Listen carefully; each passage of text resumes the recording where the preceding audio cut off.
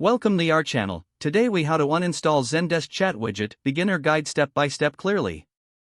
To uninstall the Zendesk chat widget, begin by logging into your Zendesk account. Navigate to the Admin Center, found in the left-hand sidebar. Once in the Admin Center, locate the Channels section. Under Channels, click on Widget. In the Widget settings, you will see the option for Web. Click on Web to access. You will find an option labeled Disable Widget. Click on this option to deactivate the chat widget. After disabling, you can remove the widget code from your website. Open the code for the web page where the widget is installed.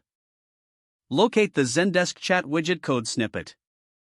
Delete the entire code snippet from your web page.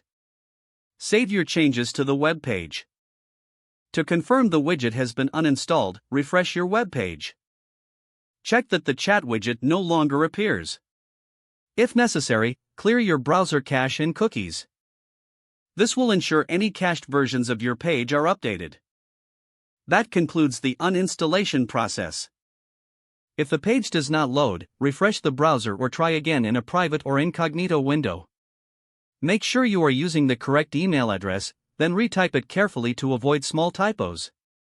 If your password is not accepted, use the reset option and create a new strong password you can remember.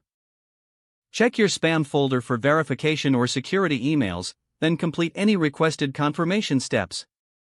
Enable two-factor authentication if available to improve account security and reduce unauthorized access risk.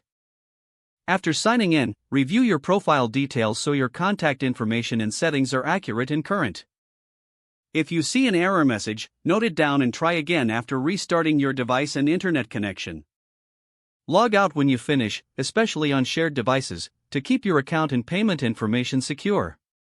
If the page does not load, refresh the browser or try again in a private or incognito window.